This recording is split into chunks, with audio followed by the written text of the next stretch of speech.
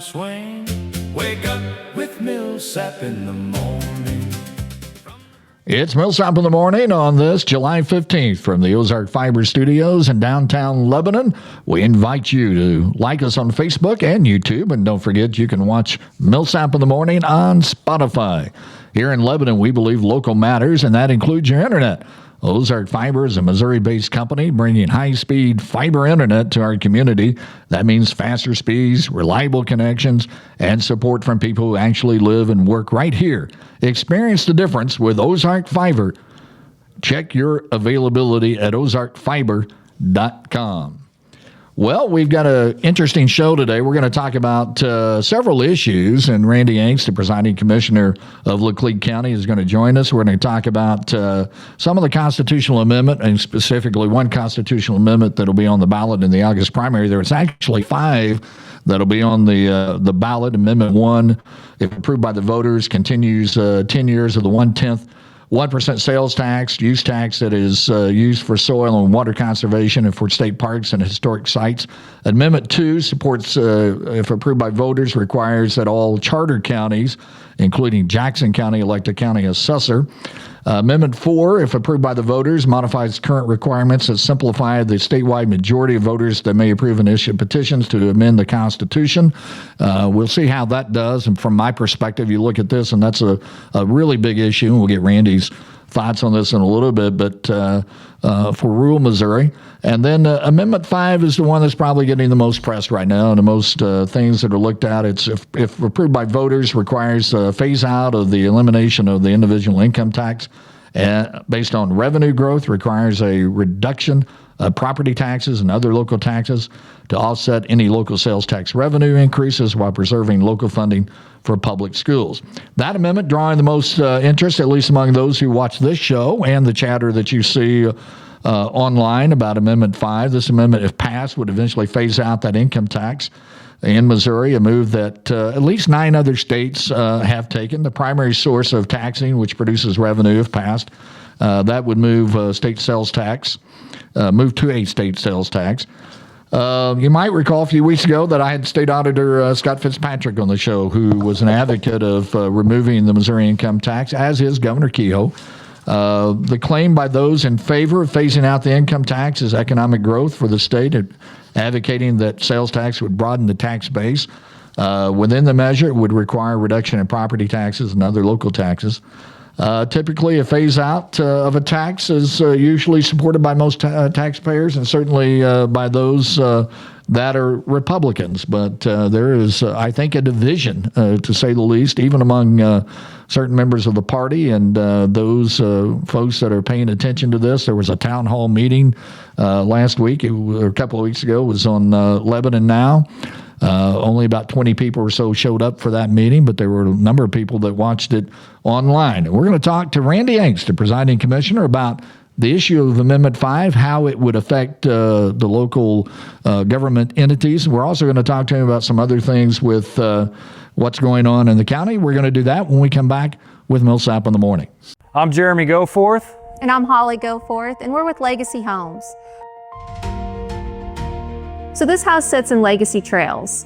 This is a 68-acre subdivision that sits right next to Ashley Park. Approximately 127 lots that we will be building on. What's unique about this subdivision is that we're connecting Ashley Park's trails into our subdivision that will go through our subdivision and connect back to the park. The Legacy Trails, we have all kinds of homes. The minimum is 1,500 square foot, high efficiency, new construction homes. If you're interested in this house or any other home in Legacy Trails, we have 10 house plans available. Contact Legacy Homes at 417-718-1962 or 417-718-2051, and don't forget to look us up on Facebook. Millsap in the morning. Millsap's on the town's away. Laclede County Presiding Commissioner Randy Angst is our guest on Millsap in the morning. Welcome to the show. Good morning, David.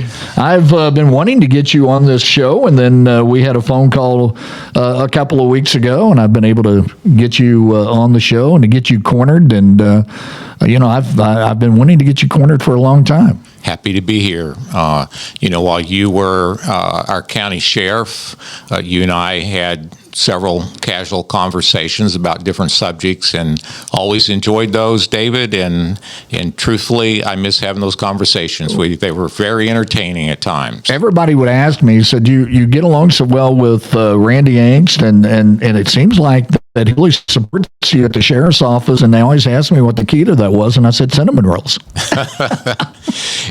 I'm going to try and top that one. So yesterday I was visiting one of the offices down in the sheriff's department, and recently a new hire for the county had made the comment, and I hope this is taken into context here and no one's offended at the county by about what I'm ready to say.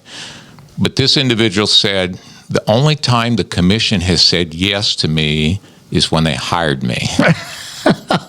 They might have been referring to, no, we can't expend those funds right now.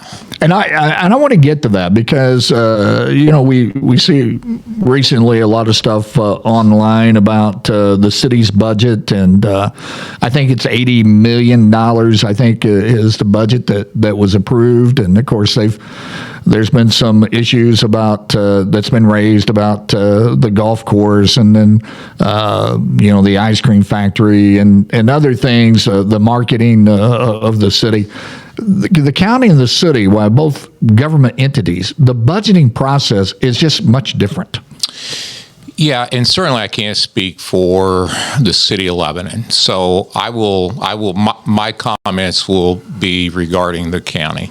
David, one of the first questions I had when I was elected nearly 8 years ago was, Randy, how did you find the county finances when you were elected?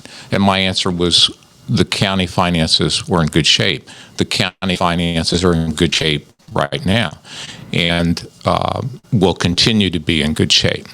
And I think that's because we take a fiscal approach, maybe out of necessity, because we, as you know, we work on 1 3/16 sales tax, a half-cent GR, half-cent county development tax, and 3/16 law enforcement sales tax, which primarily funds 911.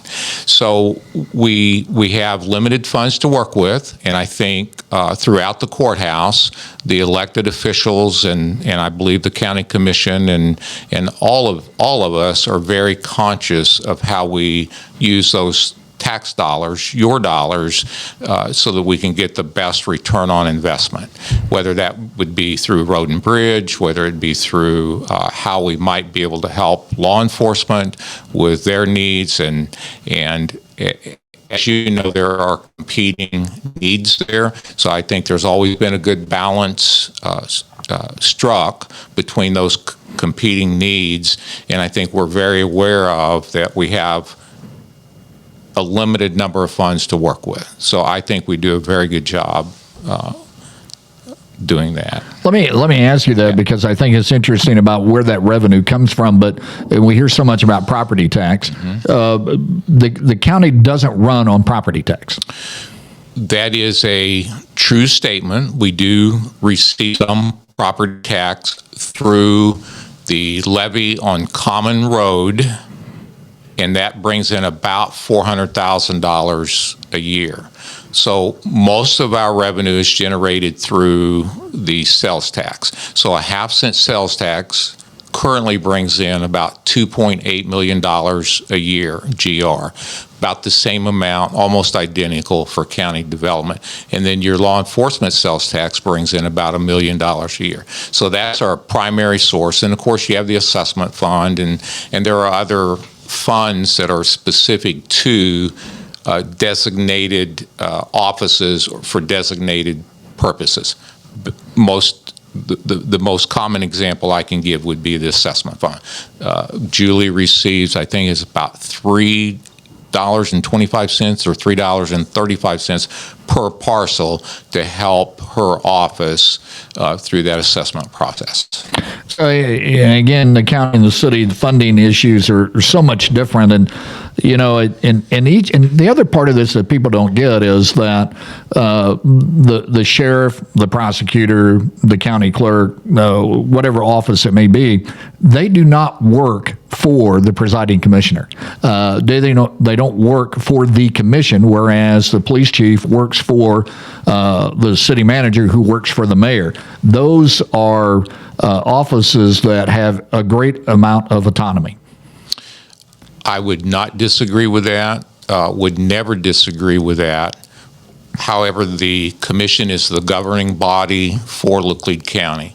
And so there are functions and duties that we have. And I think one of those, David, is we sign off on the budget. So we have our sheriff come in, we have our recorder come in, we have each office holder come in and present their budget. And then if there is more requests than what the revenues are available for, then ultimately we sign off on that budget. And then once we do that, our oversight really stops right there, other than the departments that are under the commission, and that would be 911 now, maintenance, road and bridge, and Office of Emergency Management. And then we have direct oversight over those four departments. Yeah, and that was my point, was that you would set the budget for the sheriff's office.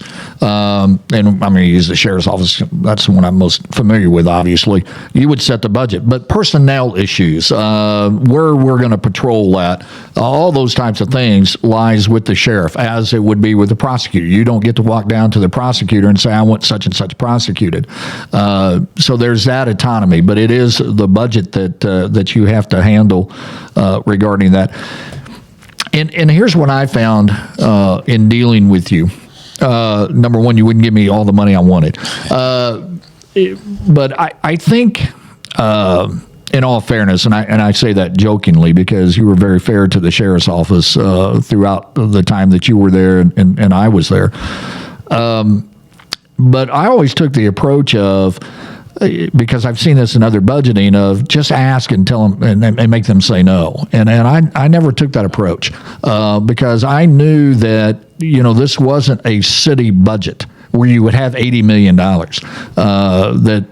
That while public safety is, I think, the number one thing that government is supposed to take care of, I never thought that was slighted at Laclede County. But you have people in office, I think, at the courthouse for the most part, that they don't go in and ask for the moon. No. They come in and say, this is what we have to have.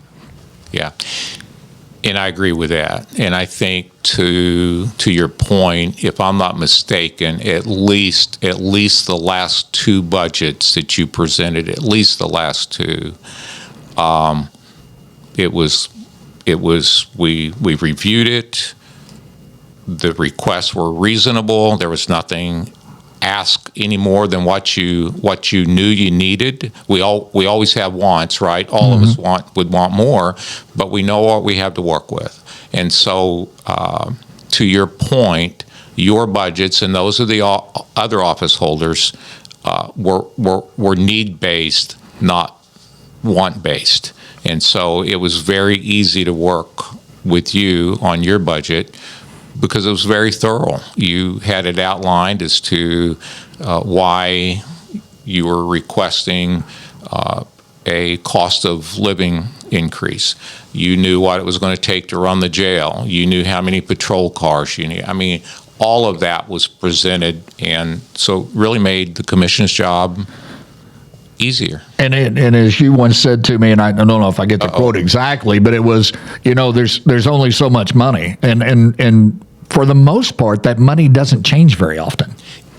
I think I've referred to it oftentimes as cut and paste. Yeah. We look at the revenue growth when we have that, and oftentimes it's minimal, and that would just be through the increase in sales tax collections, which when we get to Amendment 5, I'd speak to that.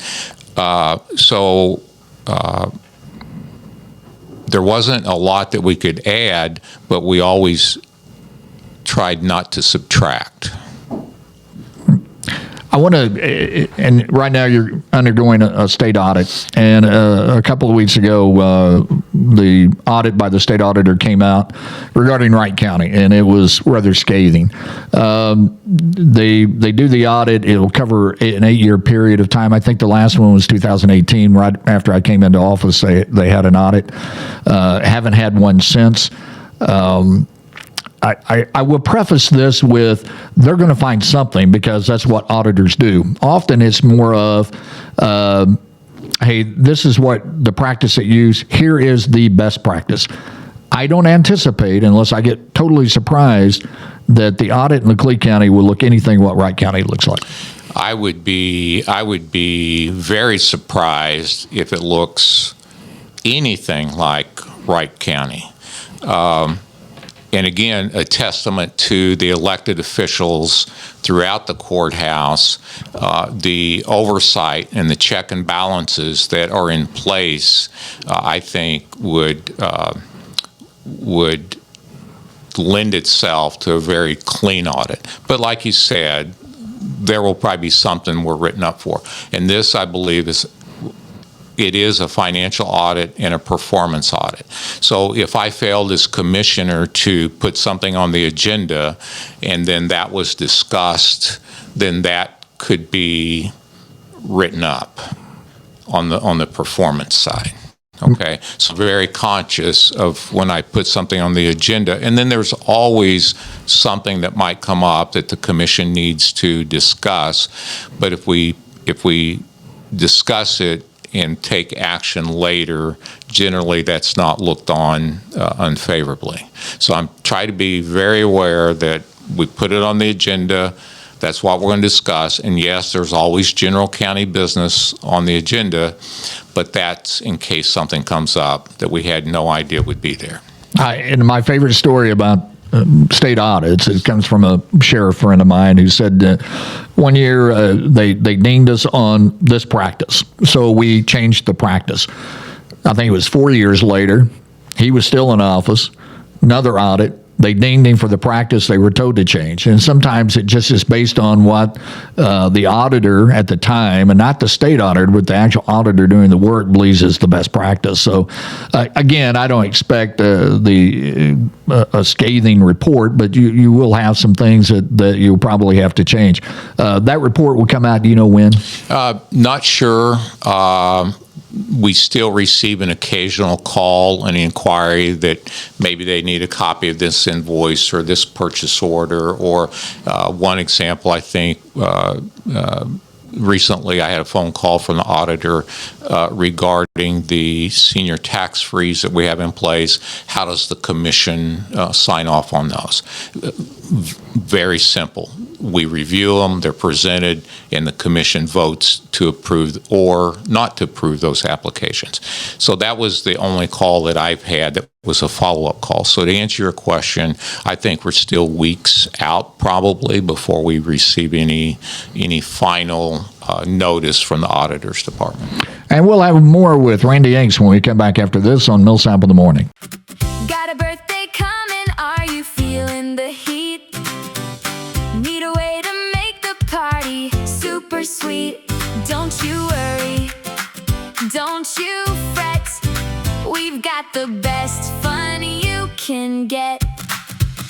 Scott Event Rentals, bringing the joy. Fun for every girl, fun for every boy. Inflatables bouncing, reaching for the sky. Outdoor games that make the time fly by. Scott Event Rentals, your party dream team, making memories burst at the seams. From bouncy houses to the slides so tall, we've got the games to thrill them all. Safe and sound, let the laughter play. We're here to make it a perfect day. Scott Event Rentals, bringing the joy. Fun for every girl, fun for every boy. Inflatables bouncing, reaching for the sky. Outdoor games that make the time fly by. Scott Event Rentals. Sun starts to shade from Ozark Fiber Studios, bright and warm. He's bringing Millsap in the morning with Presiding Commissioner of Laclede County, Randy Angst, is with us on this morning.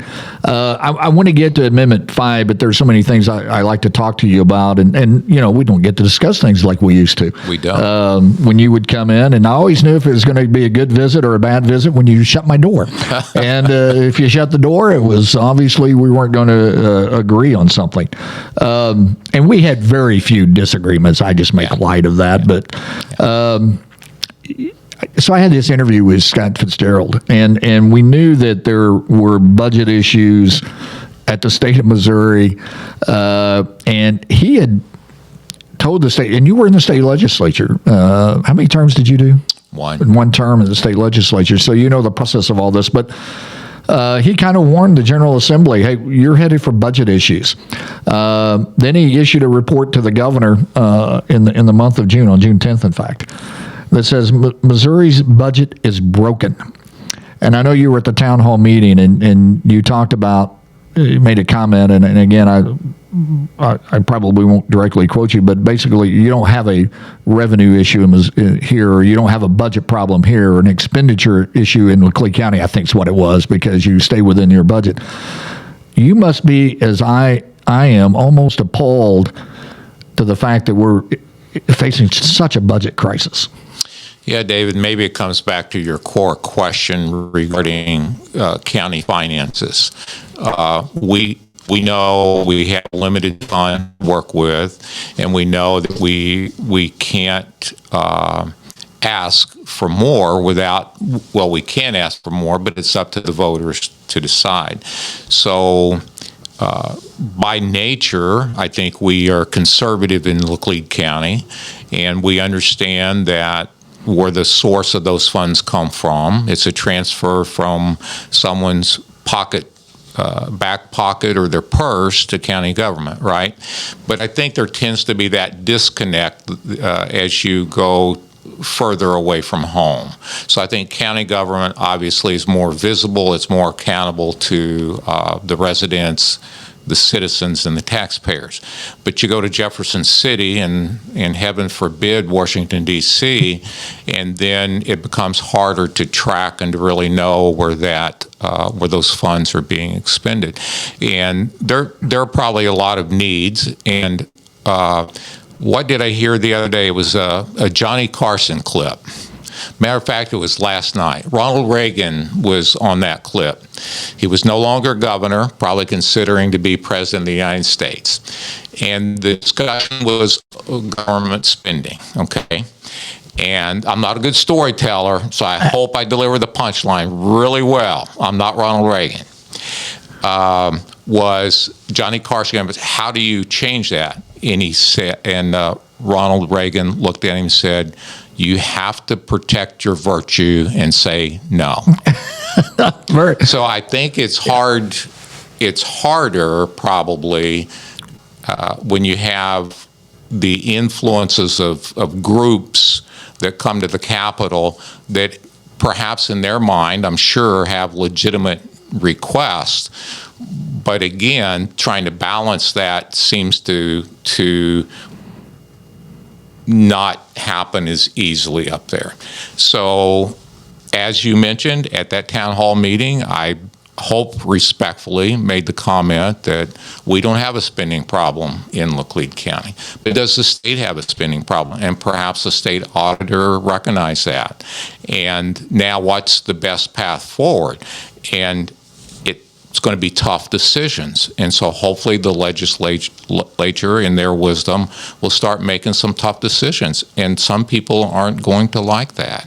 And I know a couple of weeks ago, the governor slashed the parts of that budget and put on hold some of those spending deals. So he has this line item veto power that says, okay, we're not going to do this, or here are expenditures we're going to put to the side and not address. As I went through those, I'm almost looking at those as they knew these would not go, but we're going to put them there anyway. And that goes back to my style, and I'm saying I'm right. I'm just saying this is how I always view things. I wasn't going to go to Randy Angst and ask for this because I knew I'm not going to get that, and I need to concentrate on those things that we actually absolutely need. And sometimes I think in the maybe in the state legislature even, that we're sending things over so we can tell people, well, we sent it and it didn't get approved. And that's just not my type of government. Well, and I think this may be a good segue into my concerns from a local perspective on with Amendment 5. And then maybe in a broader context, the legislature has a very tough job to do, and I'm going to grant that. And, and I'm going to give our local representatives the credit that they deserve. It's impossible for one individual to have all the knowledge on every subject matter that comes before them up there, and probably particular when it comes to the budget. I didn't serve on appropriations. I didn't serve on budget. So you get to see the final product as a legislature. You might know bits and pieces, but it's unlikely you're going to have all the detail you want when you get ready to vote for that. So I'll give the credit to our local elected representatives. I think they're doing a good job, okay?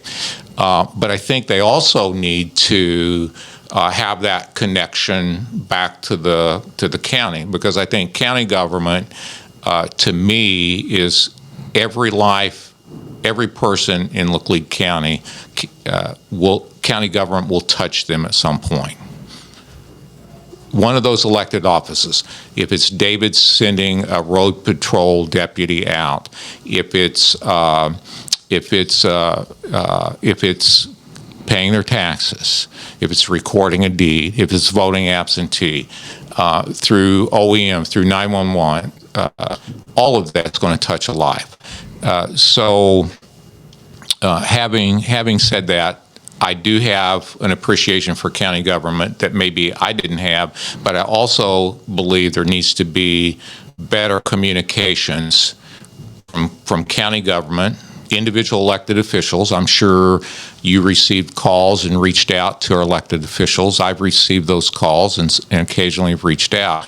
But I think there's still an opportunity for better conversations to take place so that maybe some of the concerns from a local perspective can be included or maybe excluded from some of the legislation that's taking place.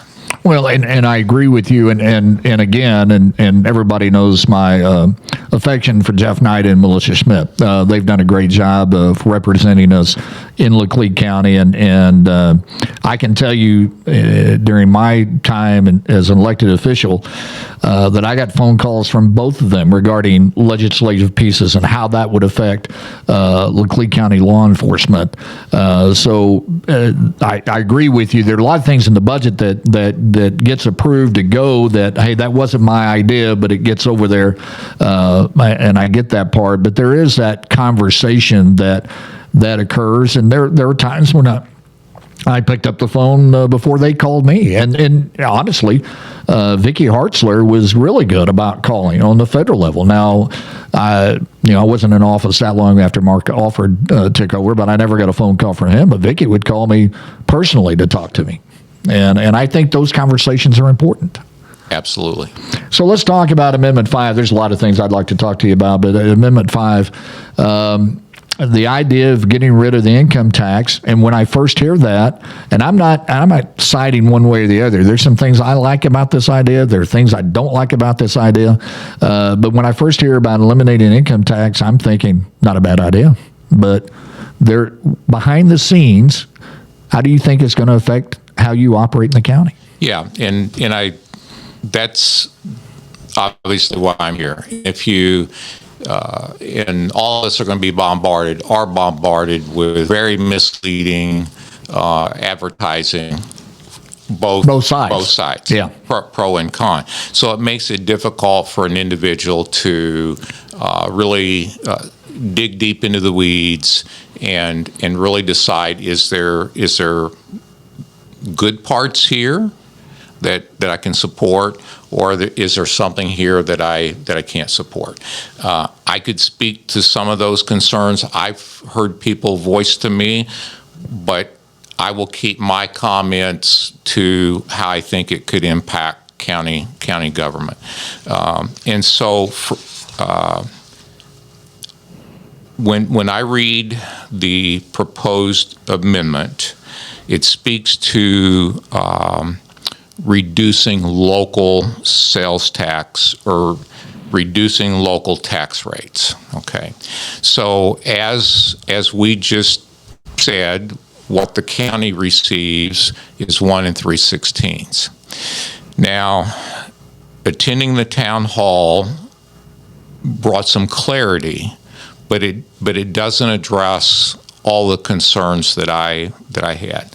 So for me, if I understand this, and I hope I have a good working knowledge of it, but I won't profess to be a constitutional scholar on this. But if I understand this right, the legislature shall enact sales tax or use tax that is substantially equal to the revenues generated by the personal income tax, which I think that's probably a high hurdle to begin with. So it makes me ask the question then, what would that rate increase be? So right now we're at 4,225 roughly as a state, and locally with the local sales tax, county, city, we're about 8.4, and you add a CID in there and you're about 9.4. So I'm going to round up and say not 9.5. So my concern then is the impact that will have future tense, maybe more than immediately on the county budget. So the legislature, if voters pass this, then they're going to be able to raise either the sales tax on current taxed items, and by the way, there's 216 exemptions, I believe I've read, to our current sales tax, okay? So they could raise that, and probably the estimate that I agree with is it could go as high as 10%. Now, I think that's high. I don't believe sales tax is going to 20%, okay? Right. And that's where I think there's a lot of misinformation.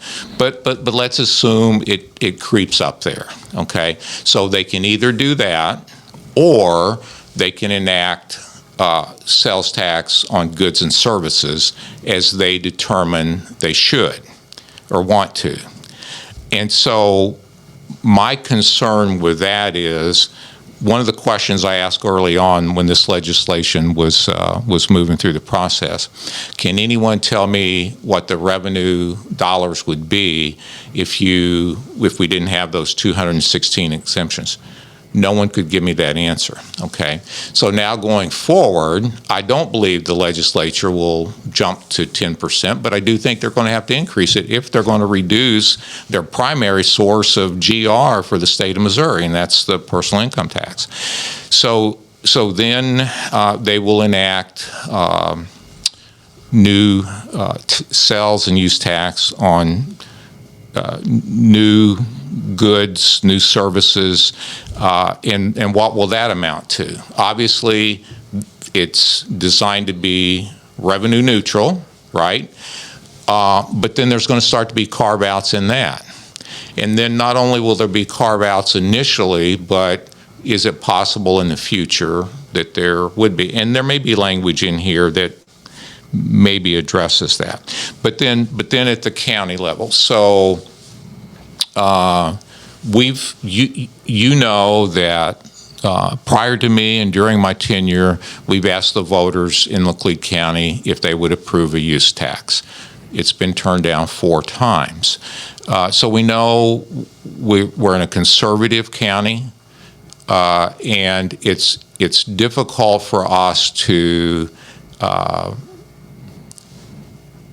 establish the need that voters will agree to, that yes, we are willing to impose an additional tax, okay? So if this sales tax rate climbs at the state level and the needs of the county are are there, and they're real, and we can make our best case to the community. I think it's going to be more difficult then for the community to look at this and say, well, I just made this purchase, and down here at the bottom line, whoa, the sales tax on that is a combined 10.5%, 11.5%, and that may be conservative. It may not be.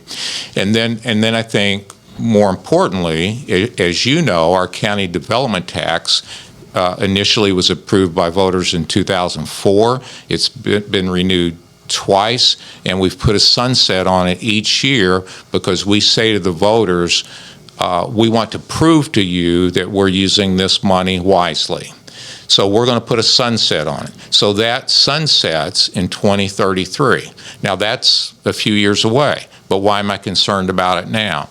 So if the sales tax creeps up and we put that on the ballot, at that point, will the voters look at that and say, I'm already paying 11%. And yes, I know that's a renewal, but I think it could have a devastating impact on county government. And then there's still question in my mind with this, if we were to put a ballot issue out before the voters, listening to the author of the legislation, he speaks to, and it does say, any expansion of sales and use tax, we would have to roll back the sales and use tax rate, one that we've already talked about, levy imposed on property tax class 2, which is personal property, or real property. But none of that can impact our schools, okay?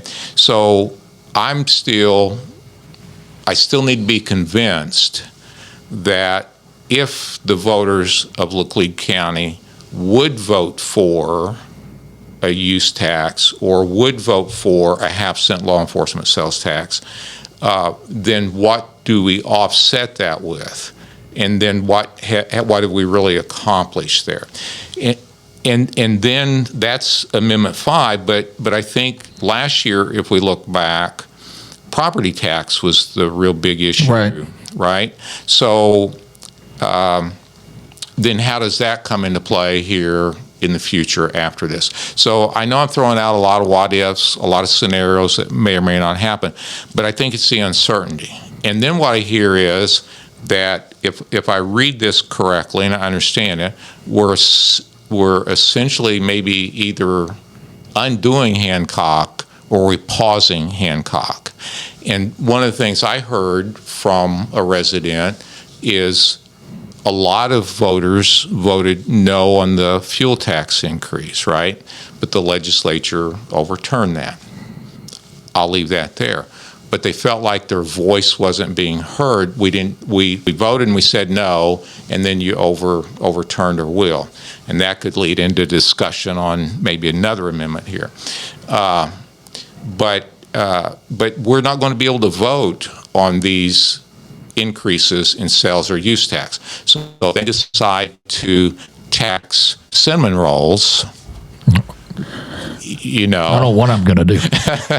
Your pop-up stand all of a sudden may look a little different. So, you know, I'm being facetious, but I'm really trying to make a point that people generally want to vote on a tax. We, by our Constitution, we can't impose a tax unless the people would support it. And as I've said, the use tax here in Laclede County. And quickly tell people what a use tax is. Okay, so a use tax, in my mind, I would replace use tax with online sales tax. Right. Yeah. Yeah. So and currently, Laclede County gets no money on those items that are purchased online. Some counties do, and it is a significant windfall. A neighboring county, Dallas County, I've spoken to the presiding commissioner there. They passed it within the last year and a half, and it's bringing in seven figures. And so that would help, you know, our county at budget time to put a couple more road deputies out there. I know that one of the things that proponents of this have said is that you're probably looking at about a 7% sales tax, very much in line to what the state of Tennessee has.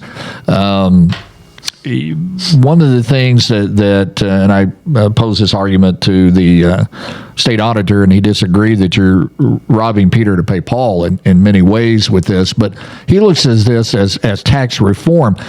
And it's not, he says, and see if you would agree with this, that it is not a revenue-based idea because the state revenue is fine. It's supposed to be revenue neutral, but I don't see how raising the sales tax and over a period of time expanding those who are taxed with services instead of just goods, that it will not increase revenue. Yeah, and I'm sure that's all in one's perception, and what reality would really look like, we don't know yet. It's some of the proponents. What I've learned is they believe this is a broader-based tax. Everyone pays it, but then in some of their same literature that they present, only 30-some% of Missourians may actually be paying the personal income tax.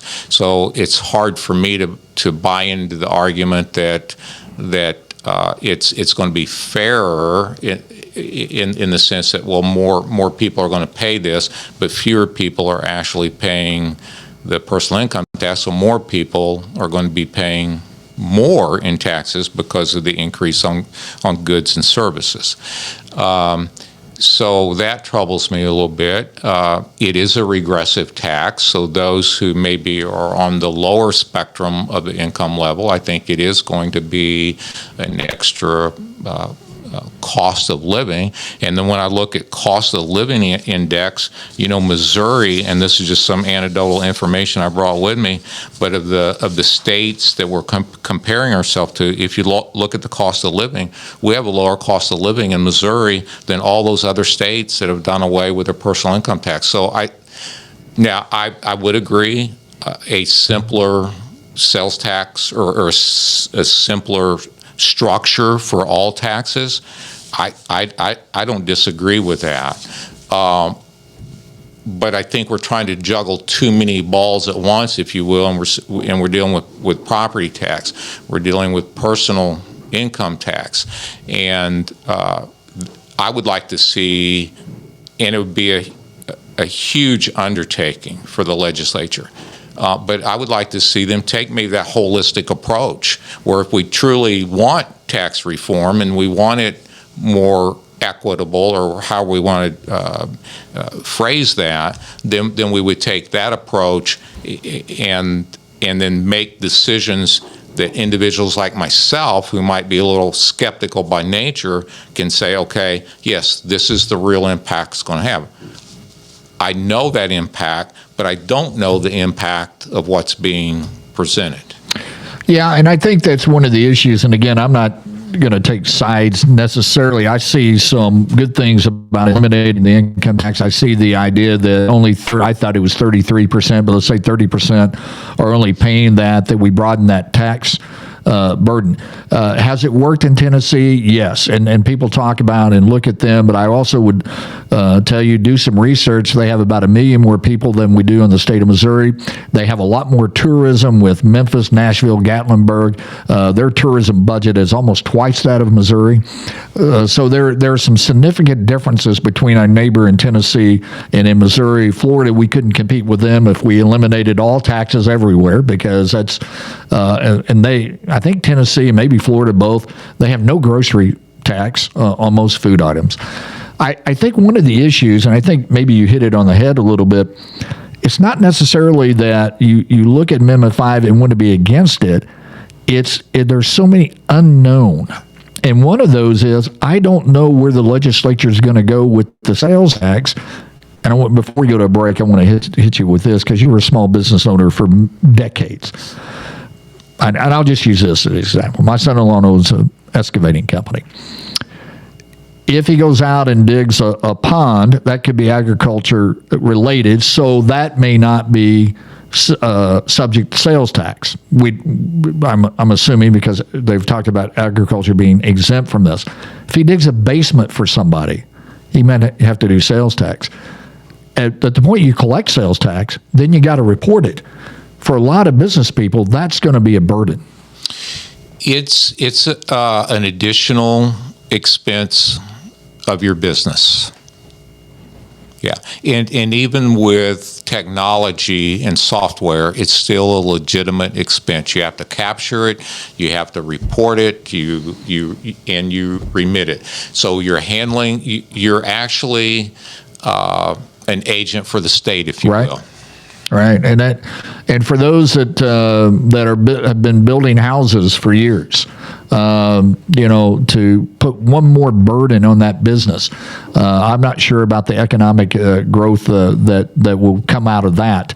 And it probably doesn't, I guess, growth, it won't hurt, but it's just another additional, I look at almost regulation, and I hate regulations, but it's almost one of those types of things. I got to go to a break, and I want to come back and just momentarily talk about data centers. Okay. And we'll do that right after this on Millsap in the Morning. What's misunderstood is people think it's for, lazy people or quitters. It's absolutely not. What surprises most people about disability cases? How long it takes, how difficult it is to win the claim, how much treatment is required to win a claim. All of those things surprise clients. Can somebody be denied if they're genuinely sick or hurt? Yes, they can. It's very common, especially around here. I have people that are extremely disabled that have never sought medical treatment. Almost all those claimants are denied, especially at initial application. What advice would you give someone that's scared to apply? To pick up the phone and call me. I can talk to you about the whole process. I can tell you types of treatment to get before you apply. I can tell you basically how to apply. You can come into my office. We can fill out the application together and schedule the appointment with the Social Security Administration. There is no need to be nervous. We offer free consultations. Call Deputy Mizell at 877-532-2191. Free consultations, day, evening, or weekend. Get the disability benefit that is owed to you. Millsap in the morning. Millsap's on the town's away. Millsap in the Morning with Presiding Commissioner Randy Angst. I was just thinking about, I was going to ask you about data centers, and we're going to get to that, but interesting conversation on vaccine and the Amendment 5. And you and I may be the only people that find this interesting as people listen to this. And one of the things that, and this is the stuff that we probably share the comments that are made online. We encourage that on this show, but some of it is so uneducated that you want people to get educated about this issue, and people just get on there and say no to all taxes. Well, Melissa Schmidt had a great line one day as she was on the show and said, we all don't want to pay taxes, but I want that fire truck to come when I call it. Yeah. And so it is that necessary evil. A lot of discussion about data centers. Recently, the city of Springfield put a moratorium on data centers. I was up in the St. Louis area probably about a month ago. I was out in the more rural areas around Eureka, Washington, and that area, and all kinds of signs to say no data centers. Tell me what your thought as the commissioner in Laclede County is about data centers. Yeah, so the public sentiment, I think, is growing anti-data center. And there's a lot of concerns there that people are not having their questions answered. And so I think that kind of even is a segue back briefly to Amendment 5. Show us what the real details are. Give me a way to support it. But then back to data centers. So I attended about a month or 6 weeks ago, there was a town hall in Webster County. And so I know this is an emerging issue, and I thought, well, that's pretty close. So I attended that, standing room only, packed house. Probably no one in the audience was for the data center other than the developer there. So my takeaway from that was people were not satisfied with the answers they were given, and that is environmental. What's the impact on our wells, our water aquifers? What's the impact on noise pollution if you live close to these? What's the impact on the potential utility rates that we may have to subsidize these? And even does it have like an impact on just the heat surrounding that and what that looks like, or the discharge of water? Is it open loop, closed loop? So there was a lot of questions. And so when I walked away from there, then I've kind of been following this issue a little bit, but it's almost a daily read on my part now. And so in Laclede County, there's no doubt that 75 to 85 or 90% of the people in Laclede County would be no on a data center. I would respect the will of the people. Now, having said that, coming from the technology world, I think today those concerns are very legitimate and people are not getting the answers that they need. But I know that technology can change. So 4 or 5 years from now, what would a data center look like? I don't know. But the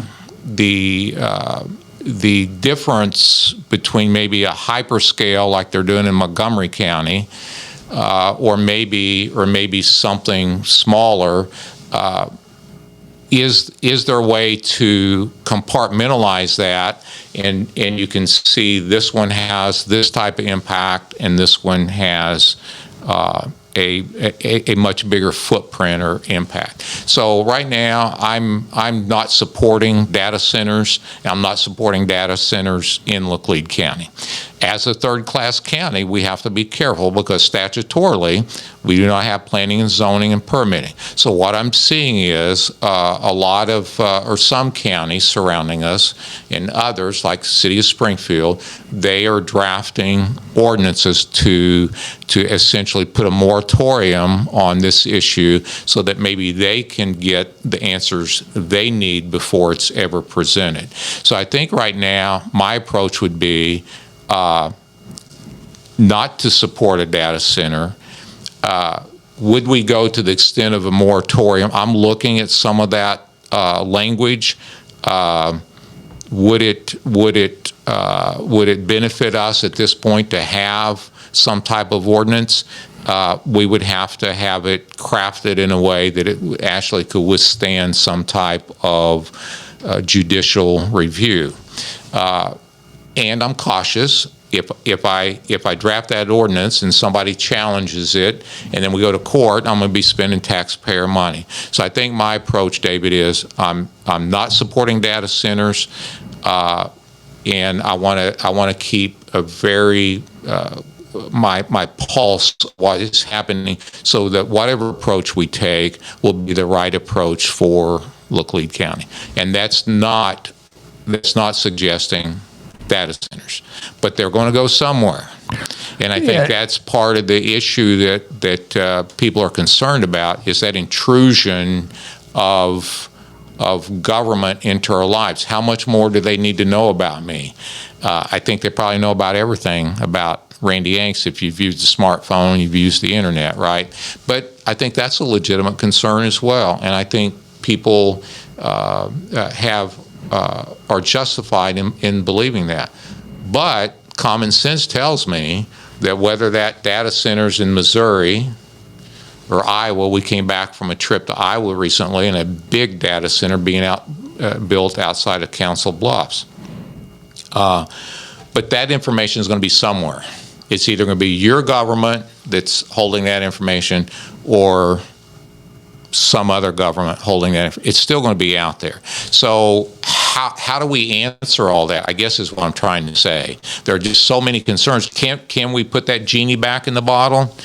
I don't think so. I don't think so, because we rely too much on this right Absolutely. here. So I don't think that's going to happen. I guess my take on this is, let's don't throw the baby out with the bathwater. let's make sure that you get the answers to the questions environmentally that you were talking about.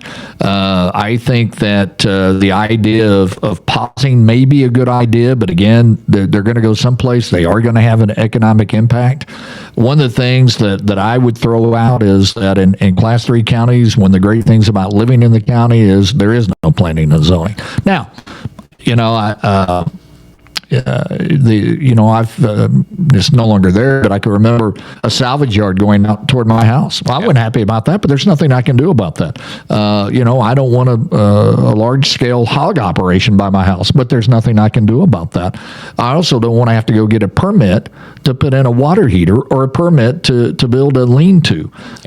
So I think we need to be careful about all that, about how much say the government has about how I use my land, right? So, I think that it's interesting. There's been calls for a special session of the legislature. I think that we have to be careful that we don't throw the local autonomy away by some state intervention into all this. But I think I kind of like your idea of this holistic approach on some things about let's have a really good study about this before we move too far one way or the other completely. But I think I understand the concern that people have, especially from an environmental concern. And, I don't want to walk out, there's property across my house. I don't want to walk out and look at a data center either. But I understand that it's going to go somewhere. Yeah. So I think that comes back to our conservative nature here in Laclede County. I always tell everybody when I come back from regional commission meetings or maybe meetings that are held that maybe have all the state, encompass all the state with commissioners. On the way back home, I always just say to myself, it's a blessing to live in Laclede County because we don't deal with some of the issues that some of the other counties have to deal with. So I think with that thought, then our conservative views and common sense will get us to the point where we need to be. If we don't overreact to anything, then we will have the outcome that could work for Laclede County. And that may be no data centers, or that may be some new technology that is less intrusive in our lives or on the footprint of the environment or whatever that might be at the time.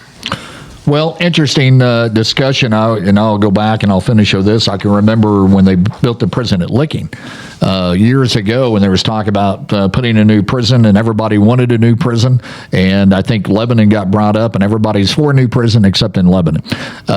It's when I hear about same thing in Springfield, it would be we need more halfway houses or more places for people to go to make that next step back into society. Oh, that's a great idea. Well, we're going to put it here, but not in my neighborhood. So we kind of have that mentality, and I kind of understand that. Yeah. Hey, thanks for the visit. Thank you very much for having me. I've enjoyed it. Royce Tuck is our guest next Wednesday on Millsap in the Morning. We'll talk about his race in the 142nd District. We'll follow that up the Wednesday after that. Dr. Jeff Brown will be our guest here on Millsap in the Morning and his race in the 142nd District.